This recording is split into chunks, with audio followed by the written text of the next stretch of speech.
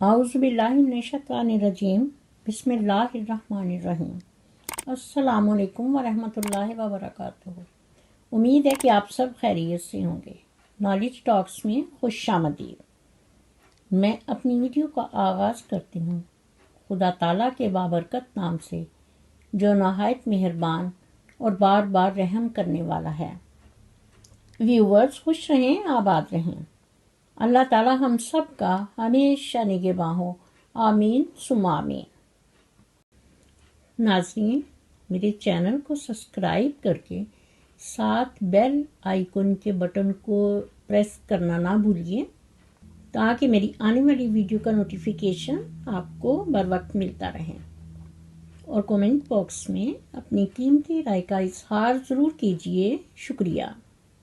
معزز ناظرین، میں علی ویر منافق سے مخاطب ہو کر کہتی ہوں، زندگی بہت خوبصورت اور حسین ہے اگر ساتھ چلنے والے منافق نہ ہوں، لیکن تم وہ بدقسمت اور منافق انسان ہو جس نے اپنی ماں جیسی عظیم ہستی کو بھی معاف نہیں کیا اور پھر انہیں پردہ سکرین سے اس لیے غائب کر رکھا ہے تاکہ لوگوں کے سامنے اس کی اصلیت نہ کھل جائے، اور اس میں ہمیرا منافقہ کا پورا خاندان پیش ہے۔ لیکن علی ویر منافق، کان کھول کر سنو کہ دکھ دے کے ماں کو کون سکھ پا سکا ہے صاحب، یہی مرکز ہے سکون کا، یہیں سے راحت ملتی ہے۔ علی ویر منافق، تمہارا ضمیر تمہیں ملامت کرتا رہے گا اور تم کبھی سکون کی نیند نہیں سو سکو گے، کیونکہ ضمیر کی یہ آواز انسان کو تنہائی میں مار دیتی ہے، کیونکہ ضمیر کی آواز اسے بتاتی ہے کہ تو بے غیرت ہے، تو اپنی ماں کا سکا نہیں، تو میرا کیسے ہو سکتا ہے؟ اور یہی چیز انسان کو اتنا ڈسٹرب کرتی ہے کہ وہ لگتا ہے زندہ ہے لیکن اندر سے وہ مر چکا ہوتا ہے۔ علی ویر منافق، صبح سے شام تک تم ادھر سے ادھر، ادھر سے ادھر اس طرح گھوم رہے ہوتے ہو جیسے بیاہ کے گھر میں نین۔ یہ خدا تعالیٰ کی طرف سے تمہیں سزا دی گئی ہے، کیونکہ تم نے ہر ایک کی ویڈیو بنا کر ان کے چینل پر اپلوڈ کرنا ہے۔ یہ وہ لوگ ہیں کہ جیسے جیسے خدا تعالیٰ ان کو دیتا ہے، اس طرح کے لوگ ناشکرے ہیں اور ان کا لالچ دن بدن بڑھتا ہی چلا جاتا ہے۔ معزز ناظرین، ایسے لالچی لوگوں کے لیے میں آج آپ کو ایک بہت ہی دلچسپ سٹوری سناؤں گی، تو آئیے سنیے۔ کہانی کچھ یوں ہے۔ ایک دفعہ کا ذکر ہے کہ کسی علاقے میں پہاڑوں کے درمیان ایک چھوٹا سا گاؤں تھا۔ اس کی آبادی بہت تھوڑی تھی، لیکن گاؤں میں رہنے والے سب لوگ بہت لالچی، دھوکے باز اور بدنیت تھے۔ ان میں لالچ بہت زیادہ تھا۔ وہ کسی کی مدد نہیں کرتے تھے، بلکہ ہر روز وہ یہی چاہتے تھے کہ کوئی نہ کوئی انہیں کچھ دے دے۔ ہر آدمی کی یہی خواہش ہوتی تھی، اس لیے ان کے لالچ کی وجہ سے ان کے گاؤں کا نام لالچی گاؤں پڑ گیا تھا۔ اس لیے ادھر ادھر کے لوگ ان سے دلی طور پر نفرت کرتے تھے، کیونکہ وہ کسی نہ کسی طرح سے معصوم لوگوں کو دھوکہ دیتے کہ ہم بہت بھوکے ہیں، نہ کھانے کو کچھ ہے، نہ پہننے کو کوئی کپڑا ہے۔ ہر صبح، ہر روز وہ علی ویر منافق کی طرح اپنی گزارش لے کر آ جاتے اور کہتے، ایک نئی صبح، نیا دن، نئی گزارش، نئی التجا، ہم سب مر رہے ہیں، ہمارے گھر کچے ہیں، دیواریں کچی ہیں، بے شک آ کر دیکھ لیں، بارش کی وجہ سے ہم چھتری کے نیچے بیٹھنے پر مجبور ہیں، بارش میں کھانا نہیں پکا سکتے کیونکہ لکڑیاں ساری بھیگ گئی ہیں، آپ ہماری مدد کیجیے۔ معزز ناظرین، ایکچولی ان لوگوں کے پاس سب کچھ ہوتا تھا، لیکن وہ اپنے لالچ کے ہاتھوں مجبور اور بے بس تھے، جیسے علی ویر منافق اور فیاض بھائی اور ان کا سارا ٹولہ اور گروپ۔ اور وہ لوگ بھی کسان تھے، اپنی کھیتوں پر کام کرتے تھے، اپنی زمینوں پر گندم اور چاول کاشت کرتے تھے، اور جب فصل تیار ہو جاتی تو اسے مہنگے داموں فروخت کرتے تھے۔ لیکن دوسرے گاؤں کے لوگ سستی گندم لینے کی بجائے ان سے مہنگی گندم لینے پر مجبور ہوتے تھے، کیونکہ یہ گاؤں ان کے نزدیک پڑتا تھا۔ ایک دن ایک دوسرے گاؤں کا آدمی ان سے گندم خریدنے کے لیے آیا۔ اس آدمی کا نام جاوید تھا۔ اس نے اپنی دکان کے لیے تقریباً 20 بوریاں گندم خریدی اور ان کو منہ بولی قیمت ادا کی۔ جاوید گندم لے کر اپنے گاؤں واپس چلا گیا۔ جب اس نے فروخت کرنے کے لیے ایک بوری کھولی تو اوپر والی گندم ٹھیک تھی، لیکن بوری کے نیچے والی گندم کالی اور گیلی تھی۔ اس نے دوسری بوری کھولی، وہ بھی اسی طرح خراب تھی۔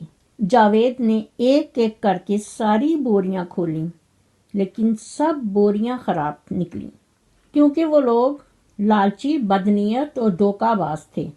اس لیے انہوں نے ساری بوریوں میں گندم اسی طرح پیک کی ہوئی تھی۔ جاوید دوبارہ ان لوگوں کے پاس گیا اور انہیں بتایا کہ آپ کی گندم اس طرح خراب ہے، لیکن وہ کسی صورت نہیں مانے، اور انہوں نے کہا کہ تم جہاں گندم چیک کر کے خرید کر لے گئے ہو، اور تم نے گندم چیک کر کے خریدی تھی۔ جس پر جاوید نے انہیں پھر بتایا کہ اوپر سے ساری بوریاں ٹھیک ہیں، لیکن اندر سے ساری بوریوں میں کالی اور گیلی گندم ہے۔ لیکن وہ لالچی لوگ کسی طرح نہیں مانے اور جاوید واپس چلا گیا۔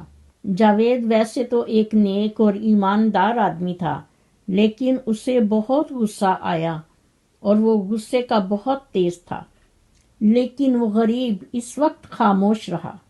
معزز ناظرین، کچھ دنوں بعد لالچی گاؤں میں ایک نابینا سائل گلی گلی صدا دیتا نظر آیا۔ وہ لوگ کیونکہ دھوکے باز اور لالچی تھے، انہوں نے نابینا کو کیا دینا تھا اور کیا مدد کرنی تھی، لیکن وہ نابینا یہ صدا لگاتا تھا کہ لوگ جس چیز سے میری مدد کریں گے اس دن اسی چیز کی بارش ان کے گھر میں ہوگی۔ لیکن لالچی گاؤں کے لوگ اس کی بات پر یقین نہیں کرتے تھے۔ وہ کئی ہفتے آتا رہا اور یہی صدا لگاتا رہا کہ لوگ جس چیز سے میری مدد کریں گے اس دن اس چیز کی بارش ان کے گھر میں ہوگی۔ جس پر ایک دن ایک آدمی نے اسے آزمانے کے لیے ایک چھوٹا سا پتھر اسے پکڑا دیا اور کہا کہ یہ ہیرا ہے۔ وہ صرف یہ آزما رہا تھا کہ واقعی یہ آدمی نابینا ہے۔ اس نے وہ پتھر اپنی کشکول میں رکھا اور اس کا شکریہ ادا کیا اور دعائیں دیتا ہوا چلا گیا اور کہنے لگا کہ آج تمہارے گھر ہیروں کی بارش ہوگی۔ وہ نابینا آدمی دعائیں دیتا ہوا واپس چلا گیا۔ اگلے دن صبح ہوئی تو اس آدمی نے دیکھا کہ اس کے صحن میں واقعی پتھروں کی بارش ہوئی تھی اور صحن میں ہر طرف پتھر ہی پتھر تھے۔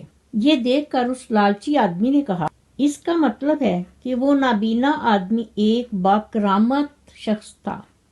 اگلے ہفتہ وہ سائل پھر آیا اور یہی صدا لگائی کہ لوگ جس چیز سے میری مدد کریں گے اس دن اسی چیز کی بارش ان کے گھر میں ہوگی۔ جس پر گاؤں والوں نے اسے آزمانے کے لیے ایک چاکلیٹ اس کے کشکول میں رکھ دی، جس پر اس نابینا سائل نے انہیں دعائیں دیں اور ساتھ ہی کہا کہ جو بھی دیا ہے اس کی بارش تیرے گھر میں ہوگی۔ یہ کہہ کر وہ نابینا فقیر وہاں سے چلا گیا۔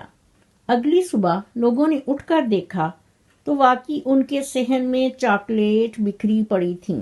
اب یہ بات سارے گاؤں میں پھیل گئی۔ گاؤں کے لالچی لوگ جو نہیں جانتے تھے ان کو بھی معلوم ہو گیا کہ ہر ویک میں یہاں یہ نابینا آدمی آتا ہے اور جو کوئی اسے وہ چیز دیتا ہے وہ پھر دعا دیتے ہوئے چلا جاتا ہے۔